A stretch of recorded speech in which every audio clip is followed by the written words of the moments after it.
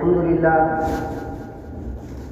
لله نحمده ونستعينه ونستغفره ونؤمن به ونتوكل عليه ونعوذ بالله من شرور أنفسنا ومن سيئات أعمالنا من يهده الله فلا مضل له ومن يضلله فلا هادي له ونشهد أن لا إله إلا الله وحده لا شريك له ونشهد أن سيدنا وحبيبنا ومولانا محمدا عبده ورسوله أما بعد قال الله تبارك وتعالى في القرآن الكريم أعوذ بالله من الشيطان الرجيم بسم الله الرحمن الرحيم والذين يكنزون الذهب والفضة ولا ينفقونها في سبيل الله فبشرهم بعذاب أليم يوم يحمى عليها في نار جهنم فتكوى بها جباههم وجنوبهم وظهورهم هذا ما كنزتم لأنفسكم فذوقوا ما كنتم تكنزون. وعن معاذ بن جبل رضي الله تعالى عنه عن النبي صلى الله عليه وسلم قال الصدقة تطفئ الخطيئة كما يطفئ الماء النار أو كما قال عليه الصلاة والسلام. نہایت واجب الاحترام میرے دینی بھائیوں اور نوجوان ساتھیوں، یہ رمضان المبارک کا مہینہ چل رہا ہے اور رمضان المبارک کے متعلق فضائل، اس کی اہمیت اور رمضان المبارک میں کن اعمال کا اہتمام کیا جائے اور کن چیزوں سے رکا جائے، اس پر تفصیلی گفتگو ہو چکی ہے گزشتہ جمعہ کو۔ آج آپ حضرات کے سامنے جو بات عرض کرنی ہے وہ ہے زکوٰۃ کی فرضیت، زکوٰۃ کی اہمیت، زکوٰۃ کے چند ضروری مسائل اور اس کے فوائد و ثمرات۔ خصوصاً رمضان المبارک کے مہینے میں اکثر لوگ زکوٰۃ کے بارے میں سوالات کیا کرتے ہیں اور رمضان المبارک کے مہینے میں ہی اپنے مال سے زکوٰۃ نکالتے ہیں، جبکہ زکوٰۃ کا تعلق رمضان سے نہیں ہے بلکہ زکوٰۃ کا تعلق نصاب سے ہے اور سال گزرنے سے ہے، لیکن ہم نے ایک رواج دے دیا ہے کہ نہیں، ہم رمضان المبارک کے مہینے میں ہی زکوٰۃ کی ادائیگی کریں گے، زکوٰۃ نکالیں گے۔ تو یاد رکھیے کہ اگر کوئی بندہ رمضان سے پہلے صاحب نصاب ہے اور ایک سال گزار چکا ہے اور اس کے اوپر زکوٰۃ فرض ہے اور وہ زکوٰۃ اگر ادا نہیں کرتا ہے تو وہ گناہگار ہے۔ یہ نہ سمجھے کہ رمضان میں ہم زکوٰۃ نکالیں گے تو 10 گنا فائدہ لیں گے۔ اس سے بہتر یہ ہے کہ جس وقت جب زکوٰۃ آپ کے اوپر فرض ہو جائے اسی وقت آپ زکوٰۃ کو ادا کر دیجیے، یہ نہ کہ رمضان کا انتظار کیجیے۔ میرے بھائیوں، زکوٰۃ کے بارے میں آپ دیکھیں کہ قرآن میں جہاں بجا آپ کو یہ بات نظر آئے گی کہ جہاں اللہ تبارک و تعالیٰ نے نماز کا حکم دیا ہے اس کے فوراً بعد اللہ تبارک و تعالیٰ نے زکوٰۃ کا حکم دیا ہے۔ یہ الفاظ تقریباً قرآن کے اندر 35 مرتبہ آئے ہیں، اقیموا الصلاۃ وآتوا الزکاۃ، کہ نماز قائم کرو، زکوٰۃ ادا کرو۔ اور قرآن کریم کے ابتدائی میں آپ دیکھیں کہ اللہ تبارک و تعالیٰ نے فرمایا الف لام میم ذلک الکتاب لا ریب فیہ ھدی للمتقین الذین یؤمنون بالغیب ویقیمون الصلاۃ ومما رزقناہم ينفقون، کہ یہ قرآن ہدایت ہے متقیوں کے لیے۔ لا ریب فیہ، اب اس قرآن میں کوئی شک نہیں ہے۔ مشرکین جو ہے نا حضور اکرم صلی اللہ علیہ وسلم پر اعتراض کرتے تھے کہ یہ قرآن کو محمد رسول اللہ نے خود بنایا ہے، خود گڑھ کے لایا ہے۔ تو اللہ تعالیٰ نے مشرکین کو 3 چیلنج دیا کہ اگر تمہارے اندر طاقت ہے، اگر تم سچے ہو تو پوری انسانیت اور جنات مل کر کے اس جیسے قرآن پیش کر دو، اگر تم یہ نہیں کر سکتے ہو تو اس جیسے 10 سورت بھی تم لا کر کے دے دو، اگر تم یہ بھی نہیں کر سکتے ہو تو صرف 1 سورت تم لا کر کے دے دو۔ تو اللہ نے کہا ذالک الکتاب لا ریب فیہ، کہ اس کتاب میں کوئی شک و شبہ کی گنجائش نہیں ہے۔ ھدی للمتقین، اور یہ کتاب ہدایت ہے متقی کے لیے۔ اور متقی کون ہے؟ خود اللہ تبارک و تعالیٰ بیان کر رہے ہیں الذین یؤمنون بالغیب، جو بن دیکھی چیزوں پر ایمان لائے، نماز قائم کرے اور اللہ نے جو مال انہیں دیا ہے ان میں سے اللہ کے راستے میں خرچ کرے، متقی ہے۔ اور آگے دیکھیں اللہ تعالیٰ نے فرمایا والذین یکنزون الذهب والفضة کہ اگر کسی کے پاس سونے اور چاندی ہے اور وہ اس کے حق کو ادا نہیں کرتا ہے، مال کو جمع کر کے رکھتا ہے، تو پھر سونے اور چاندی کو جہنم کی آگ میں تپایا جائے گا اور داغا جائے گا انسان کی پیشانی کو، اور داغا جائے گا انسان کے پہلو کو، اور داغا جائے گا انسان کے پشت کو، اور کہا جائے گا کہ یہ ہے تمہارا مال اور چکھو عذاب کا مزہ۔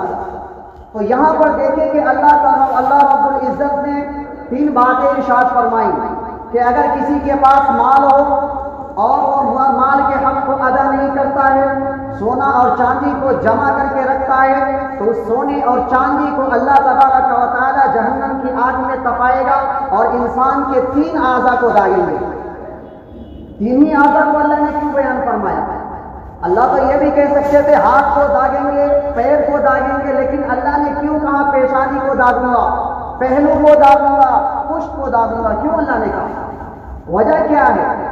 وجہ یہ ہے کہ جب مستحقین زکوٰۃ، جب کوئی فقیر، کوئی مسکین امیر آدمی کے پاس پہنچتا ہے اپنی حاجت کو لے کر کے، تو سب سے پہلے ناگواری کا اظہار انسان کے چہرے پر ظاہر ہوتا ہے، انسان کے پیشانی پر ظاہر ہوتا ہے۔ آپ خود یہ ڈیسائیڈ کر سکتے ہیں کہ آپ کسی کے پاس پیسے کے لیے جاتے ہیں، زکوٰۃ کے لیے جاتے ہیں، آپ اس کے چہرے کو دیکھ کر کے یہ بھاپ سکتے ہیں، یہ معلوم کر سکتے ہیں کہ انسان دینا نہیں چاہتا ہے۔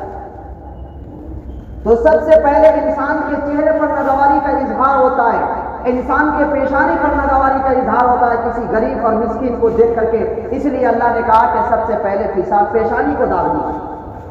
دوسرے نمبر پر اللہ نے کہا کہ پہلو کو داغوں گا۔ آخر پہلو کو کیوں کہا اللہ تبارک و تعالیٰ کہ پہلو کو ہی داغوں گا؟ کیوں کہ جب کوئی مسکین، کوئی فقیر زکوٰۃ کے لیے یا کسی پیسے کے لیے جاتا ہے تو وہ غریب سے اپنے پہلو کو گھما کر کے آگے نکل جاتا ہے، اس لیے اللہ نے کہا کہ اس کے پہلو کو داغوں گا۔ تیسرے نمبر پر اللہ نے کہا کہ اس کے پشت کو داغوں گا، اس کے پیٹھ کو داغوں گا۔ کہا کیوں کہ جب انسان ایک تو اپنے پیشانی سے ناگواری کا اظہار کرتا ہے، اپنے پہلو سے غریب اور مسکین کو اعراض کر کے آگے نکلتا ہے، اور پھر اپنے پیٹھ کو دکھا کر کے چلا جاتا ہے، اس لیے اللہ تبارک و تعالیٰ اس کے پشت کو داغے گا۔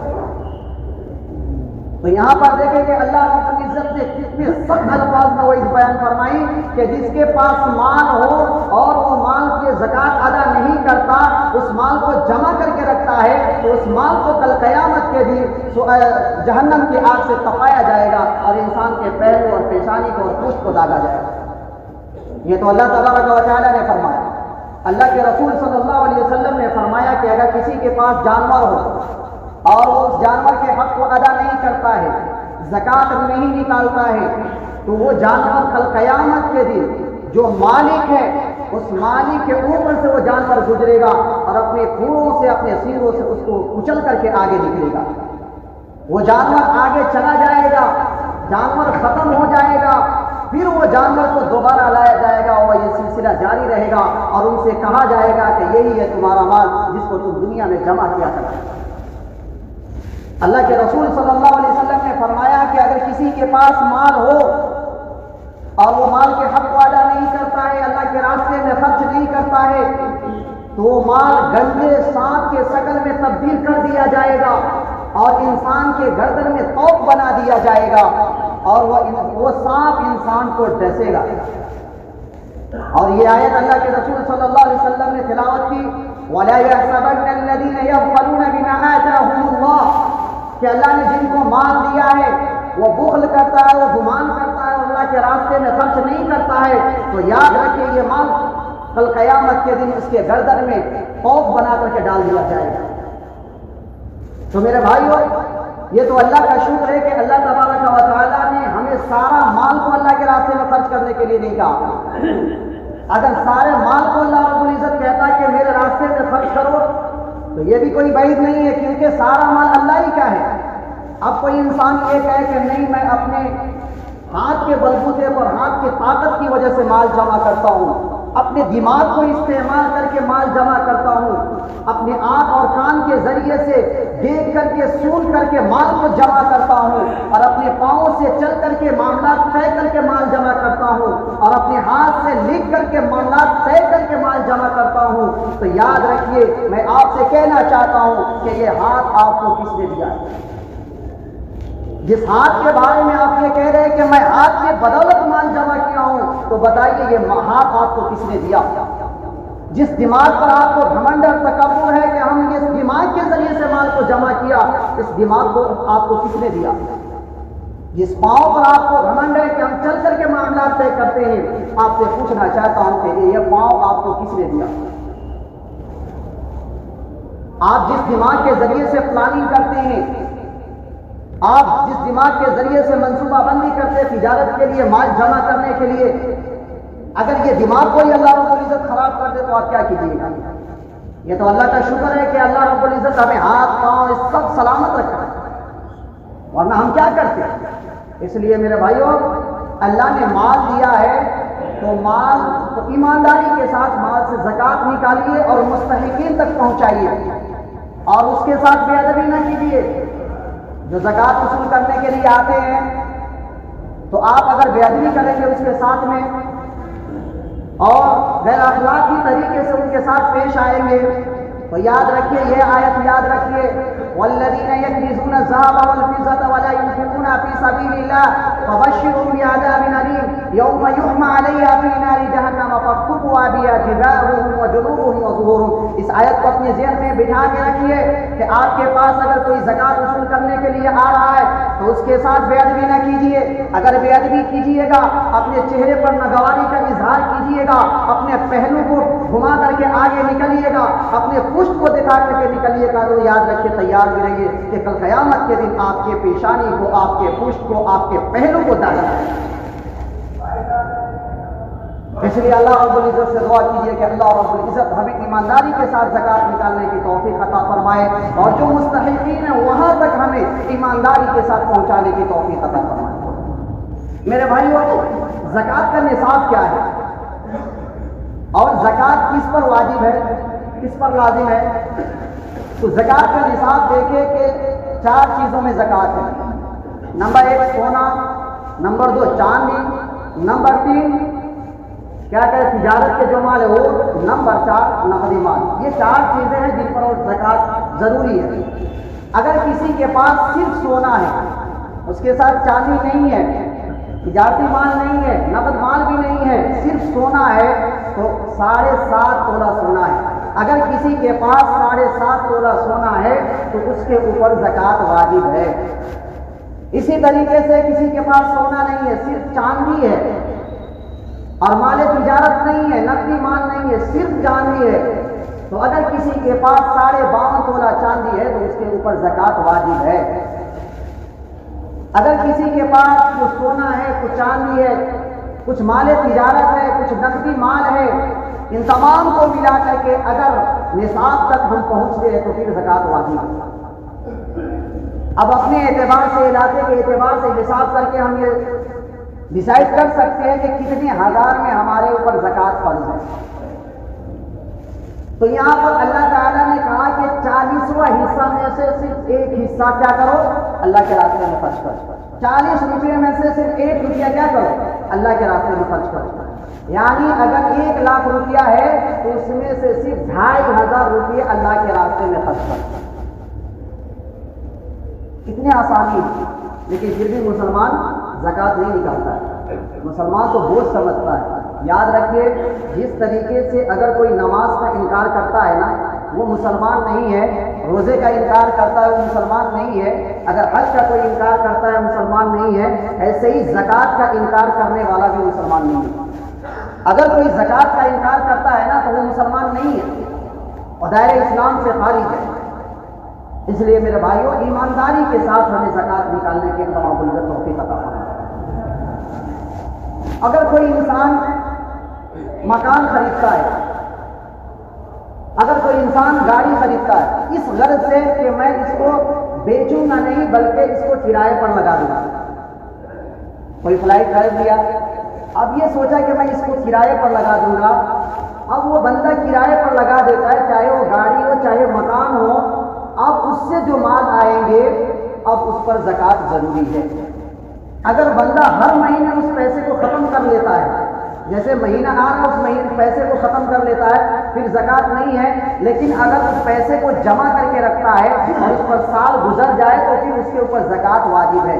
جیسے مہینے کا 10,000 روپیہ اگر آ رہا ہے تو 12 مہینے میں 1,20,000 روپئے جمع ہوتے ہیں. اگر کوئی انسان 1,20,000 روپئے سال گزرنے کے بعد کسی انسان کے پاس ہے تو اس پر زکوٰۃ کیا ہے؟ واجب ہے. اسی طریقے سے کوئی گاڑی خریدتا ہے پرسنل یوز کے لیے تو اس پہ زکوٰۃ نہیں ہے. لیکن اگر گاڑی خریدتا ہے کہ بھاڑے کرائے پر ہم چلائیں گے، اب جو کرایہ آتا ہے اور وہ جمع کر کے رکھتا ہے تو سال گزرنے کے بعد دیکھا جائے کہ اگر اتنے پیسے ہیں جس پر زکوٰۃ واجب ہے تو پھر اس کے اوپر زکوٰۃ واجب ہے. اب زکوٰۃ ہم کس کو دے سکتے ہیں؟ ہم زکوٰۃ تو نکالتے ہیں، کسی کو بھی دے دیتے ہیں زکوٰۃ. جو پروفیشنل فقیر ہیں جو راستے پہ بیٹھے ہوتے ہیں انہیں بھی ہم زکوٰۃ دیتے ہیں. آپ ان کے بینک اکاؤنٹ کو جا کر کے دیکھیں، بہت پیسے رکھے ہوتے وہ لوگ. حالانکہ وہ زکوٰۃ کے مستحق نہیں ہے، لیکن وہ پیشاور ہے کہ پورے سال ہی بھیک مانگتا ہے اور پیسے جمع کرتا ہے. ہم زکوٰۃ کے پیسے ان کو بھی لے کے دے دیتے ہیں. تو زکوٰۃ ہم کس کو دے سکتے ہیں، کس کو نہیں دے سکتے؟ تو زکوٰۃ اصول اور فروع کو ہم نہیں دے سکتے. جیسے والدین ہیں، ماں باپ کو زکوٰۃ نہیں دے سکتے، دادا دادی کو زکوٰۃ نہیں دے سکتے، نانا نانی کو زکوٰۃ ہم نہیں دے سکتے. اس طریقے سے اوپر تک چلے جائے ہم اس کو زکوٰۃ نہیں دے سکتے. اور فروع کہتے ہیں کہ بیٹے کو ہم زکوٰۃ، بیٹا اور بیٹی کو زکوٰۃ نہیں دے سکتے، پوتا اور پوتی کو زکوٰۃ نہیں دے سکتے. اسی طریقے سے نواسے کو زکوٰۃ نہیں دے سکتے. یہاں چلے جائیے نیچے تک. اسی طریقے سے شوہر اپنے بیوی کو زکوٰۃ نہیں دے سکتا، بیوی اپنے شوہر کو زکوٰۃ نہیں دے سکتی ہے. ہاں، بھائی اپنی بہن کو زکوٰۃ دے سکتا ہے اگر وہ مستحق ہے تب. اسی طریقے سے بہن بھی اپنے بھائی کو زکوٰۃ دے سکتی ہے، بھائی اگر مستحق ہے تب. اس کے علاوہ چاچا چاچی کو زکوٰۃ دے سکتے ہیں، پھوپھا پھوپھی کو زکوٰۃ دے سکتے ہیں، خالہ ماموں یہ سارے کو زکوٰۃ دے سکتے ہیں، کیونکہ اولاد کو بھی زکوٰۃ دے سکتے ہیں. ایک شخص نے سوال کیا مجھ سے کہ میری بیٹی بہت غریب ہے اور میں یہ چاہتا ہوں کہ میں زکوٰۃ کے رقم کو اپنی بیٹی کو دے دوں اور میں نہ بتاؤں کہ یہ زکوٰۃ کی رقم کیا جائز ہے؟ کیا زکوٰۃ ادا ہو جائے گی؟ تو دیکھیے کہ آپ اگر کسی کو زکوٰۃ دیتے ہیں، آپ انہیں کہتے نہیں ہیں کہ زکوٰۃ کے پیسے ہیں، آپ اسے کہتے ہیں کہ ہدیہ ہے تو زکوٰۃ ادا ہو جائے گی. لیکن یہاں پر مسئلہ بیٹی کا ہے کہ بیٹی کو آپ زکوٰۃ نہیں دے سکتے. ہاں، اگر آپ چاہتے ہیں کہ بیٹی غریب ہے، بیٹی کے کھانے کے لیے نہیں ہے اور بیٹی کو دینا چاہتے ہیں تو بھائی بہن کو زکوٰۃ دے. بھائی اپنے بہن کو زکوٰۃ دے سکتا ہے. اسی طریقے سے داماد کو زکوٰۃ دے سکتے ہیں. بیٹی کو نہیں دے سکتے ہیں، داماد کو زکوٰۃ دے سکتے ہیں. لہذا اپنے بیٹی کو زکوٰۃ دینے سے پہلے یہ سوچ لیجئے کہ یہ نہ کہیے کہ بیٹی کو زکوٰۃ. بیٹی کو آپ اگر زکوٰۃ دے رہے ہیں تو زکوٰۃ ادا نہیں ہوگی. یا تو بھائی بہن کو دے یا آپ داماد کو دے دیجیے، وہ داماد آپ کے بیٹی پر خرچ کرے گا. اسی طریقے سے زکوٰۃ دیتے وقت آپ تحقیق کر لیا کیجیے کہ واقعی وہ زکوٰۃ کے مستحق ہے یا نہیں.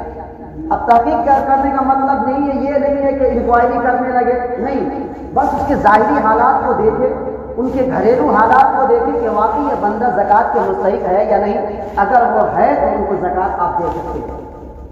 اسی طریقے سے ہم بعض لوگوں کو یہ دیکھتے ہیں کہ زکوٰۃ کے پیسے سے بعض لوگ کیا کرتے ہیں، دوا خرید کر کے تقسیم کرتے ہیں.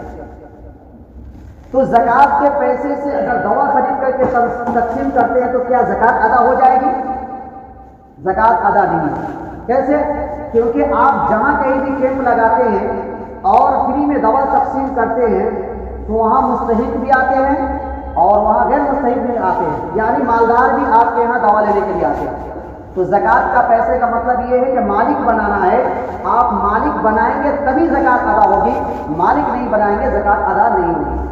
لہٰذا اگر آپ دوائی تقسیم کرنا چاہتے ہیں زکوٰۃ کے پیسے سے تو آپ کیا کریں، دوا خریدیں اور بینر لگا دیں کہ یہاں پر جو مالدار ہے وہ یہاں نہ آئے، یہ غریب کے لیے ہے، اور ان کو مالک بنائیں گے تو زکوٰۃ ادا ہو جائے۔ اسی طریقے سے بعض لوگ یہ کرتے ہیں کہ زکوٰۃ کے پیسے سے افطار کراتے ہیں، تو کیا اگر کوئی زکوٰۃ کے پیسے سے افطار کرائے تو زکوٰۃ ادا ہو جائے گی؟ نہیں ہوگی۔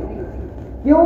اس لیے کہ زکوٰۃ مالک بنانا ہے، اور افطار میں کیا ہے کہ دسترخوان پر ہم سامان ڈال دیتے ہیں اور یہ کہتے ہیں کہ آپ کھا سکتے ہیں، لے کر کے جا نہیں سکتے ہیں۔ اور مالک کا مطلب کیا ہوتا ہے کہ کلی اختیار ہے، وہ لے کر کے چلا جائے، کوئی کچھ بول نہیں سکتا ہے۔ لیکن افطار میں کیا کرتے ہیں، آپ کھا سکتے ہیں، لے کر کے جا نہیں سکتے ہیں۔ اور پھر افطاری پارٹی میں جو آتے ہیں تو مالدار بھی آتے ہیں، غریب بھی آتے ہیں، دونوں آتے ہیں، لہذا زکوٰۃ ادا نہیں ہوگی۔ اگر آپ چاہتے ہیں کہ زکوٰۃ کے پیسے سے افطاری کرائے تو آپ کیا کریں، ایک ڈبہ بنائیں، اس میں پیک کریں اور سب کو ہاتھ میں دھرا دیں، جو مستحق ہے زکوٰۃ ادا ہو جائے گا۔ اسی طریقے سے کوئی بھی رفائی کام کرتے ہیں، کوئی بھی رفائی اگر کام کرتے ہیں زکوٰۃ کے پیسے سے، تو پھر یہاں پر شرط یہ ہے کہ مالک آپ ان کو بنائیے۔ جب مالک بنائیں گے تو زکوٰۃ ادا ہو جائے گی، مالک نہیں بنائیں گے تو زکوٰۃ ادا نہیں ہوگی، اور مستحقین بھی ہوگی، جس کو ہم دے رہے ہیں وہ زکوٰۃ لینے کے قابل نہیں ہوگی۔ لیکن آج کل یہ ہے کہ کسی دیش کے پاس 1.5 لاکھ روپے لے کر کے بیٹھا ہوا ہے اور جا کر کے اعلان کرتا ہے کہ ہم زکوٰۃ کے مستحق ہیں، ہمیں زکوٰۃ کے پیسے دے دیجیے، ہم بہت غریب ہیں۔ 2 لاکھ روپے اکاؤنٹ میں لے کر کے بیٹھا ہوا ہے اور کہتا ہے ہم غریب ہیں، ہمیں زکوٰۃ کا رقم دے دیجیے۔ تو میرے بھائیوں، ایسے لوگ کو آپ زکوٰۃ دیتے ہیں تو آپ کی زکوٰۃ ادا نہیں ہوتی۔ اس لیے زکوٰۃ تحقیق کر کے دیجیے، مستحقین تک پہ پہنچائیے، اور جو مستحقین آتے ہیں آپ کے پاس میں ان سے اعراض نہ کیجیے، ادب کے ساتھ میں خوشی خوشی ان کو زکوٰۃ کا رقم دے کر کے ان کو اخلاق کے ساتھ اپنے یہاں سے ان کو رخصت کیجیے، تب سے جا کر کے اللہ رب العزت آپ کو اس پر اجر عطا فرمائے گا، ورنہ آپ عذاب کے مستحق ہوں گے۔ اگر ان کے ساتھ بے ادبی کریں گے، غیر اخلاقی طریقے سے پیش آئیں گے، تو پھر کل قیامت کے دن آپ عذاب کے مستحق ہوں گے۔ تو دعا کریں کہ اللہ رب العزت ہم سبوں کو اپنے احکام کے مطابق زندگی گزارنے کی توفیق عطا فرمائیں، اور زکوٰۃ کو پوری ایمانداری کے ساتھ نکالنے کی توفیق عطا فرمائیں، اور جو زکوٰۃ لینے کے لیے آتے ہیں، جو مستحقین آتے ہیں، ان کے ساتھ ادب کے ساتھ اخلاق کے ساتھ پیش آنے کی توفیق عطا فرمائیں۔ آمین۔